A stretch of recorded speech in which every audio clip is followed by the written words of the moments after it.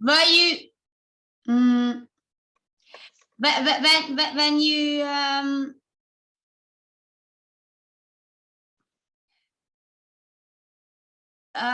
when you went to the army, did you want that Europe that the Ukraine is joining Europe? One moment. Yes, I'm back. Oh. So, yeah, so what was, could you maybe ask a question again? When you did join the army, did you want the Ukraine to join Europe? Питання в тому, чи армія хоче, щоб Україна приєдналась до Європи? Чи ви ви хотіли, Ага. коли щоб Україна Коли я була служив... частиною Європи, було так сказано. Коли ви в армію пішли. Ага. Коли я служив в армії, чи я хотів, щоб Україна була Європою? Так. Я не знаю, напевно, ні, бо я жив в Запоріжжі, і це місто, яке промували, ну, в якому промували мізки там, я не знаю, при Савку постійно, да, там людей приселяли, заселяли своїх, яких треба. Запоріжжя, в принципі, русскоговоряще. От, ну і всі люди, ну, не всі, але більшість людей в Запоріжжі на той момент, ну, рахували, що там росіяни браття. От, скажімо так, там, да, підтримували, в принципі, Совєтський Союз. Ну, я, може, дуже обобщаю, але, в принципі, десь так воно було. От. Добре. Ну, Запоріжжя, воно ж там біля Росії, типа, ну, заразно це було. Угу. Ну, я сам з Дніпропетровської області, тому я розумію, що... О, да. Ну, тому ти розумієш все. Окей. So, to answer the question, if Roman wanted Ukraine to join Europe, at that time, probably no. And the reason for that is because he's from Zaporizhia, and Zaporizhia is well, technically it's the eastern Ukraine, part of that. And he says that like back in the Soviet Union times, a lot of people were basically placed there, and it's just the whole, it's a more Russian-oriented, let's say, city than you have, for example, in the cities in the West and Ukraine. So because of that, maybe at that time he didn't particularly want Ukraine to be, like you said, a part of Europe. But you didn't want to be a part of Russia. Але також не хотіли бути частиною Росії. Ну, типу, чого я пішов захищати Україну? Ну, грубо кажучи, да? Ну, та, да, Україна, типу, хотіла бути. Well, yeah, so, I mean, we just wanted to be part of Ukraine, that's it. I think it's just, Ukraine is a country itself, right? So it shouldn't be a part of anything else. So I think, of course, no, he didn't want to be part of Russia too, or Europe for that matter. So he just went to defend Ukraine, the country of Ukraine, and that was the goal. So there was no like any other political reason for that. But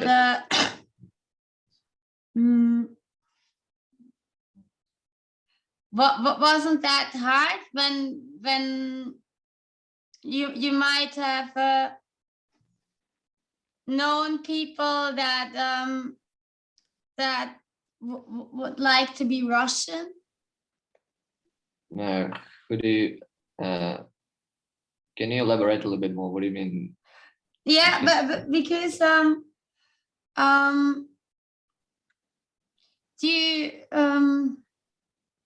would you now like to be a part of Europe, Russia to be Ukraine a part of Europe? Ну, питаю, чи зараз би ви хотіли, щоб Україна була частиною Європи? Хоча так, частиною Європи, географічно. Ну да, але я зрозумів питання. Мається на увазі більш політично, щоб бути іменно Так, звісно, діба.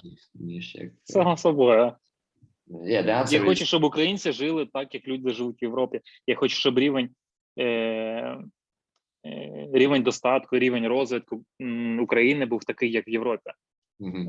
Я хочу, щоб рівень навчання, рівень медицини. Ну, я хочу, щоб українці жили як в Європі. Добре. Right now he says yes, and basically what Roman means by that is that yeah, he wants basically the level of life to reach in Ukraine, to reach that one in Europe, and that means basically anything. It means jobs, I mean salaries in jobs, level of medicine, education, and all those things. He'd rather they be like in Europe than in Russia, I guess. Yeah. And when you came out of rehab, what was that? I mean, what was your plans to do next? Так, тобто після, ось ви пройшли вже реабілітацію, що взагалі планували? Які перші ідеї, думки, що далі, що робити далі? Ну, в принципі, після реабілітації я вже міг жити сам. І мене з госпіталя підсадили на плавання, в принципі, і я повернувся в Запоріжжя і почав, ну, я не знаю, можна назвати це професійно, але почав займатися плаванням. Я не знаю, скільки це продовжувало, ну, тривало часу, але там десь, там, я не знаю, за півроку я приїхав у Львів, бо вирішили там з другом починати нове життя у Львові. І залишився у Львові з того моменту, я, в принципі, живу у Львові. Ну, плюс-мінус, десь так. Добре, так, це десь написали. А скільки часу, ось, якщо взяти з того часу, коли вас перевезли до госпіталю у Львові, то я так розумію, коротше, ще були операції, потім реабілітація, ось весь цей процес. Місяць, окей. Сутки, да? День я був в Харкові, потім місяць реанімації у Львові, місяць один день, да. Потім 3 місяці реабілітація, і після цього я поїхав в Запоріжжя. Десь півроку я був в Запоріжжі, ну, плюс-мінус, там, знов, я приїжджав у Львів, там, не пам'ятаю чого, але чогось мотався, типу, то у Львів там на тиждень, на 2 приїде, то назад в Запоріжжя. І десь через півроку вирішив, що буду жити у Львові, і приїхав у Львів. Це ви з якимось товаришем, да, ви вирішили? Так. Okay. All right. So, yeah, asked about the time and how long it took for Roman to go through the rehabilitation process and everything. So overall, it took about 4 months. 1 month in intensive care unit in Lviv, and then 3 months of rehabilitation. And after that, he was, like he said, able to basically live on his own. And he moved back to Zaporizhia, which is his hometown.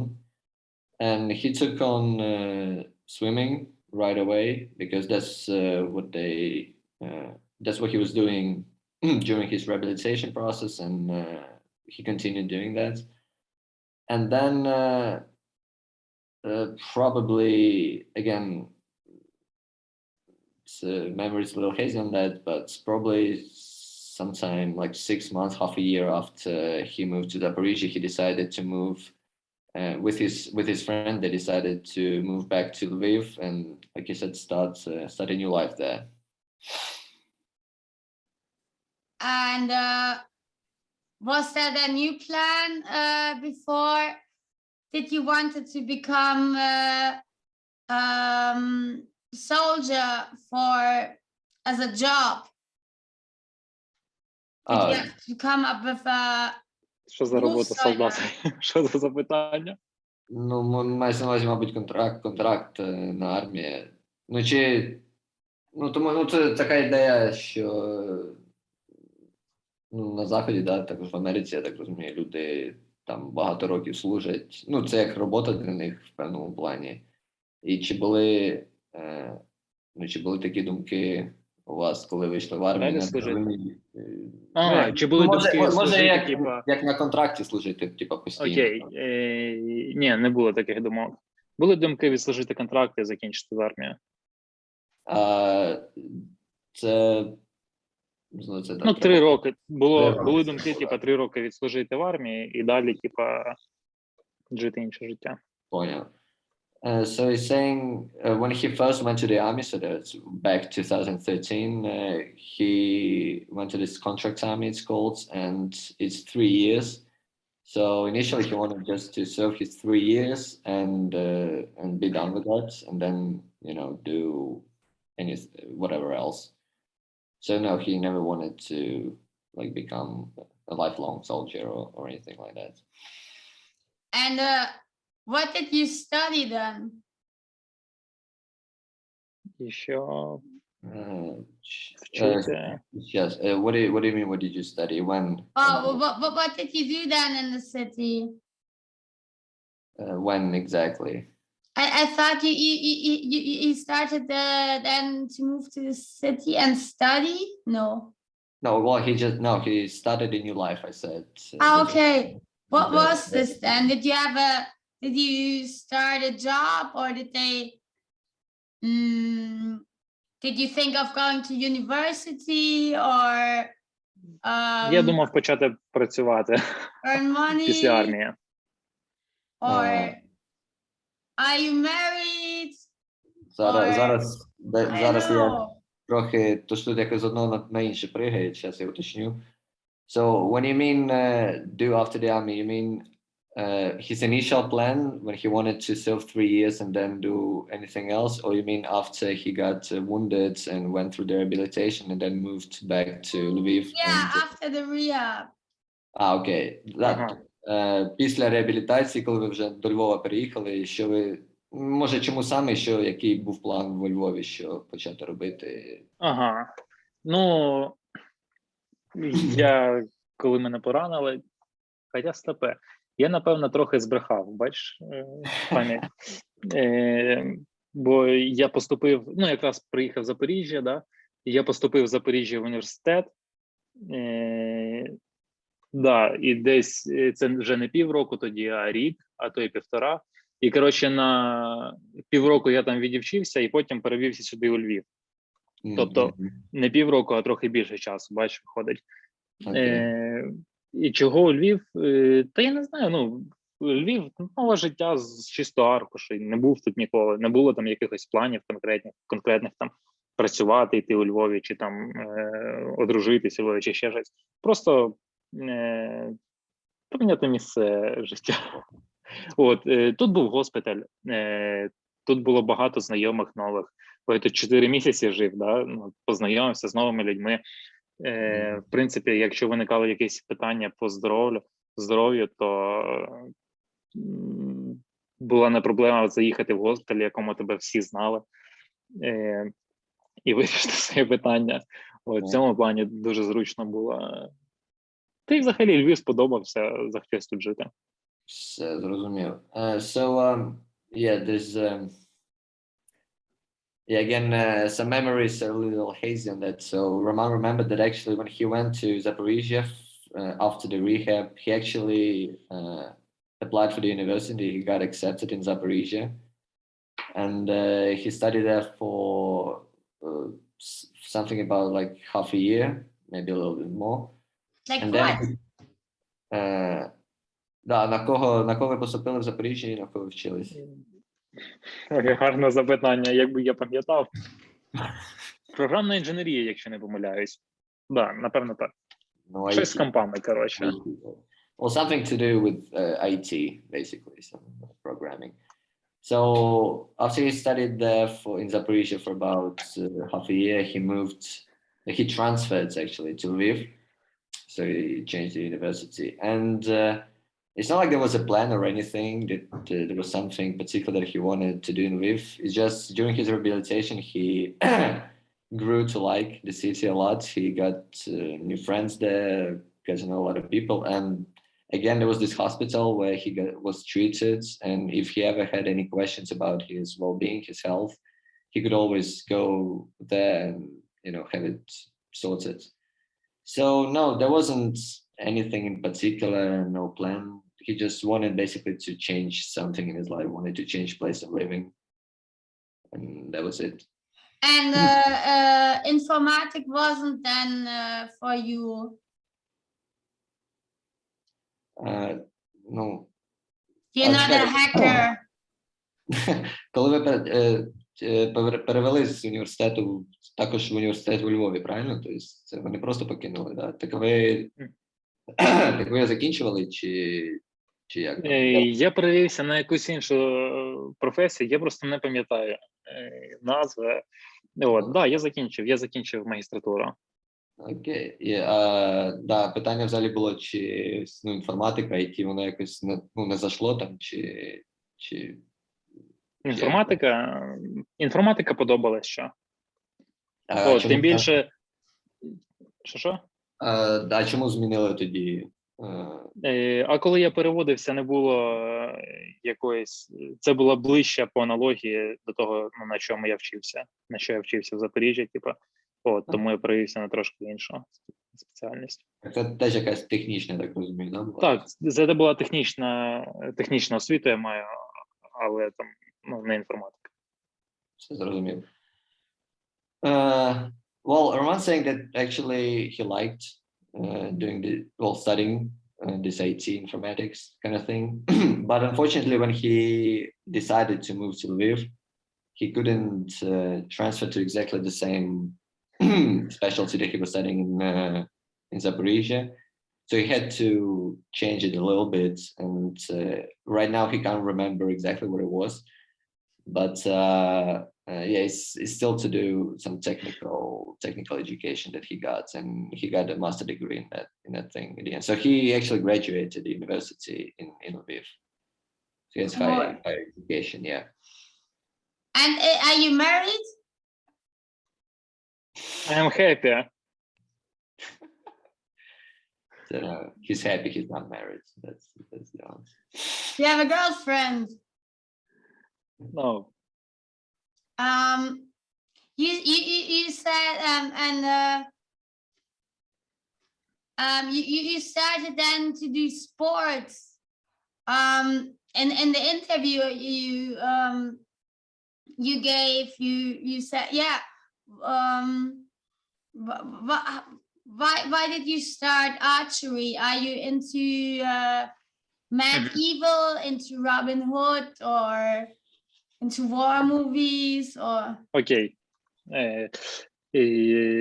Я прийшов, просто побачив.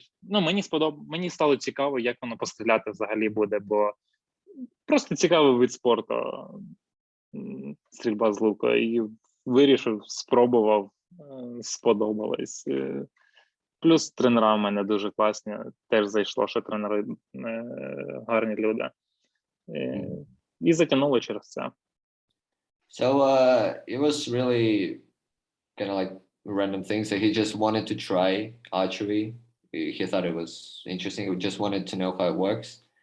And he tried it. He liked it and just stayed in it. Also, a big part played that he got really good coaches who were really good people, Roman says.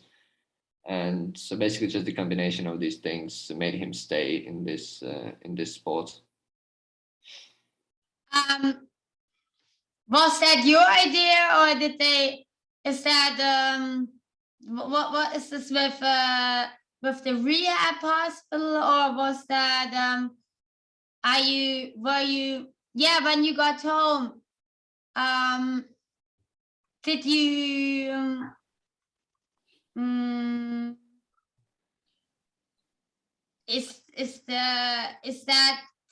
did that go to a veteran association? Do you have something like this, or what was that from? Питання таке, опять-таки, цю стрільбу з лука, це лише ваша ідея була піти, чи це, можливо, рекомендували ну, доктора з реабілітаційного центру Ага. чи звідкись? Ні, рекомендували займатися плаванням по реабілітації, да? А на рахунок лука, це якраз в Україні починались тоді ігри Invictus, і на них я вирішив спробувати стрільбу з лука. Ну, якраз випала можливість там спробувати, і я спробував, і сподобалось, затягнуло. Ну, а спочатку взагалі стрільбою з лука це просто чисто ваша ініціатива була, ніхто вам не рекомендував, ніхто вас туди не тягнув, да, це просто було цікаво і вирішили спробувати. А про ці ігри це вже під час тренування? Коротше, якраз на цих іграх я вирішив спробувати. Так ви тут були там як глядач, можливо, як спостерігач? Ні, а до цього окей. Коли я спробував стрільбу з лука в Україні в 17-му році вирішили зробити ці ігри Invictus Game, які проходили в Торонто. І для них зробили відбір, там, щоб люди прийшли, ветерани прийшли, спробували. І там було 6 видів спорту. І з цих 6 видів спорту більше за всього мене зацікавила саме стрільба з лука. Да? І тоді я вирішив спробувати постріляти саме там, на відборі. Тобто перший раз ви стріляли, це просто прямо там на відборі вже до цих... Ознайомлення, відбор, да, саме там. Добре, розумію. Okay, so Roman said that actually the first time he tried archery was already this, so basically Ukraine decided to make up a team for the Invictus Games in 2017 that took place in Toronto. And they were asking all different veterans to come to this tryouts and try in any of the 6 different sports that the competition was held in. And out of the 6, Roman liked archery the most. So it was actually, as far as we understand, the first time he tried archery was already at this tryout for the Invictus Games. And after that, he liked it, and basically what he said before, he decided to stay. But do you have like veteran clubs, like all the veterans meet in a club and I don't know, hang out once a week, or do sports together before this, or was that just they called you, hey, Invictus Games, you meet now other veterans? Дуже багато всього, тому переклади краще. Ідея така, що взагалі ідея, наскільки розумію, як ви ще дізнались про ці Invictus Games, що вони є, і збирається команда, і були, також питали, чи є якісь в Україні, можливо, там, як сказали, клуби ветеранів війни, чи якісь асоціації, які цю інформацію розповсюджували, можливо, були частиною з них. Взагалі, як ви ще дізнались, можливо, про ці Invictus Games, про ці відбори і так далі? Про Invictus Game я взагалі дізнався ще з госпіталя. Це було в 2014 році. Да, в 2014 році я дізнався про них, що є такі, да чи ні? Напевно, так. Хоча не факт. Да я не пам'ятаю, це так давно було. Йо-моє. Окей, як я дізнався?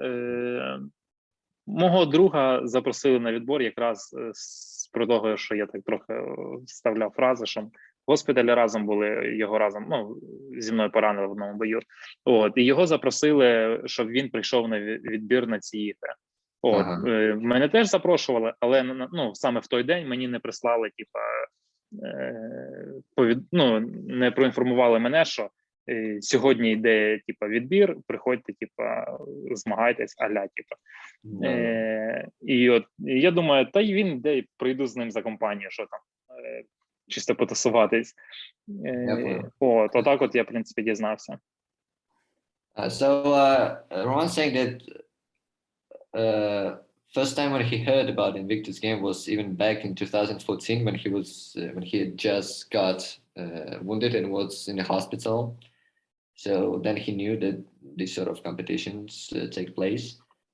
And then fast forward to 2017, his good friends, who he had mentioned a couple of times already, who he was together in the hospital, he was invited to these tryouts, but Roman himself, he didn't get invited at that particular moment, so he decided just to go there.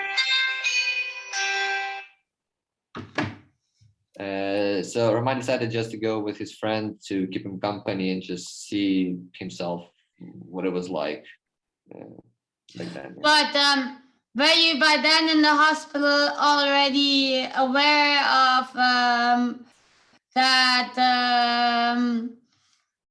you're going to be in a wheelchair? Were they for forever, and they were going to did they straight away say, oh man, you're going to be in a wheelchair forever? Here is the Invictus Games. Or yeah. Ну, да, ідея така, що коли перший раз ви почули про Invictus Games, чи це було так, що врачі сказали, вибачте, але вам прийдеться в калясі бути все життя, ось Invictus Games, якщо вас цікавить. Ні. Так, ні, це не було так. Взагалі, ні, далеко не так було. Тобто ви просто про них якось дізнались, так? Так. Якщо я не помиляюсь, друзі з Канади, якщо я не помиляюсь, але можливо помиляюсь, не пам'ятаю вже точно, як це було, вони казали про те, що є можливість поїхати в Канаду, бо там будуть проходити ігри для ветеранів, і от можливо там якось прийняти участь про них. Щось в такому форматі, як я дізнався про Invictus. So no, it wasn't like that doctors came and brought a very bad news and said, here's the Invictus Games, you might want to look into it. No, it wasn't like that. And Roman himself says, I mean, it was a long time ago, so he doesn't remember exactly how he got to know about it, but he mentioned some friends that live in Canada, and they might have mentioned it along the lines sometime, although you can't say for sure how it happened. But no, he just got to know about them somehow. And but when you got home, did you have to tell everybody about war, or were you surrounded by other people who were in war anyhow, or didn't anybody talk because there's still war? You know what I mean? Not exactly. You mean like if everybody is family and friends, and wherever you went, asked how was the war, or is that such a normal thing in the Ukraine that I mean, everybody then has somebody who was in war, and there's still war, so it's normal, or conflict. Питання таке, чи багато людей взагалі, коли вже попали додому, я так розумію, після реабілітації, чи багато людей цікавилось взагалі, там, питали деталі про війну, що там відбувається і так далі, родина, там, чи друзі, чи просто знайомі. Багато хто цікавився якимись просто деталями, скажімо так, що відбувається, якісь історії. Напевно, ні. Не сильно. Не всі могли спитати, бо не дуже коректно це було, да? Ну, звісно. Наприклад, там людина з вулиці до тебе не підійшла і не спитала, а що там, як розкажи, якщо ти не алкаш, само собою. Бо якщо ти бухаєш, то йому немає там, все, кордонів, да, там, безкордонне. Такі могли питати. А так, в цілому, люди, спочатку питали, в принципі, да, в госпіталі питали, чи дома родина питала, я не пам'ятаю, я думаю, я їм раз розповів і все, Okay. З друзів теж не пам'ятаю, щоб там випитували в мене щось, не пам'ятаю такого. Зрозумів. So, I mean, it's a very delicate topic, so people kind of careful not to ask too much about it. So Roman says that his family maybe had some questions and he told them the story once, and then the topic was basically dropped. Friends, pretty much the same, although he doesn't really remember that. And of course, just random people from the street, it's inappropriate for them would be to just come out come to you and start asking all these details, so the idea is delicate and often inappropriate to ask these questions, although, yeah, of course, some people have asked to tell them stories. And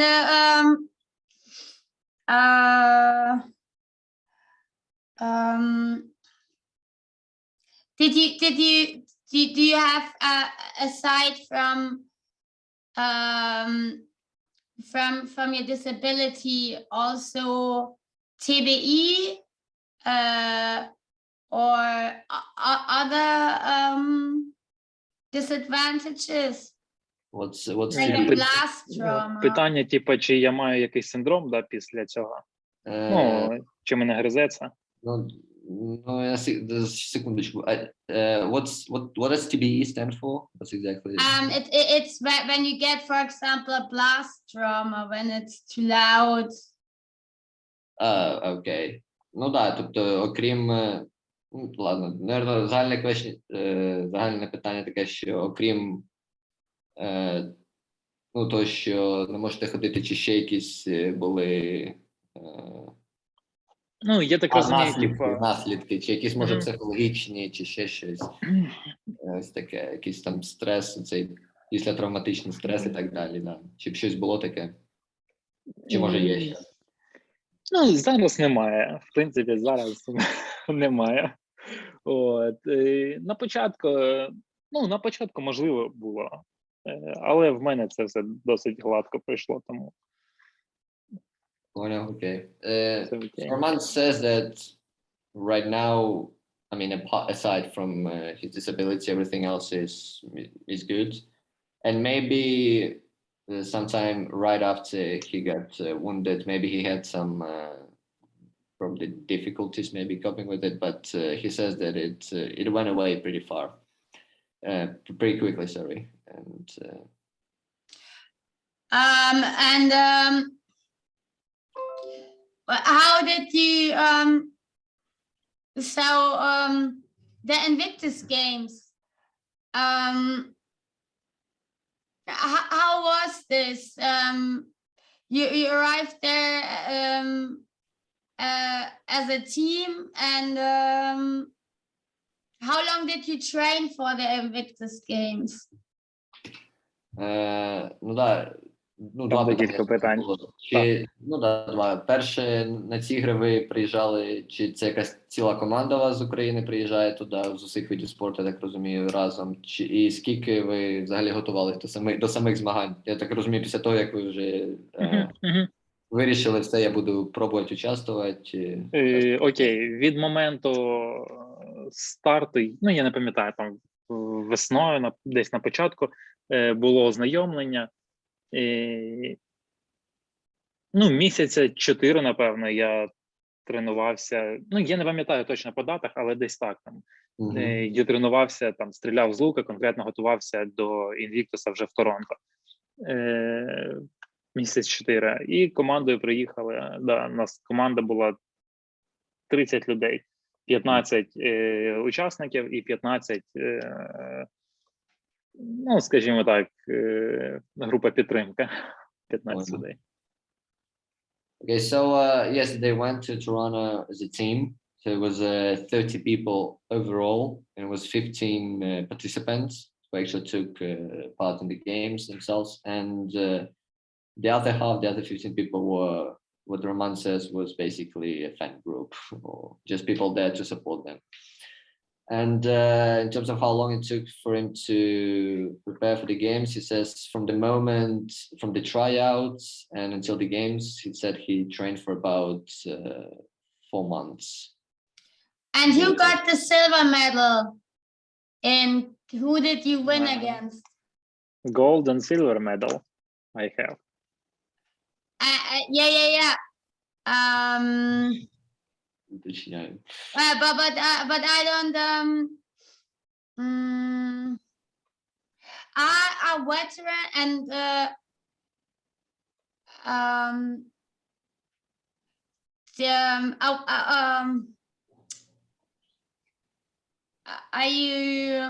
did they ever tell you to do a therapy too? I always ask this soldiers What kind of therapy do you mean?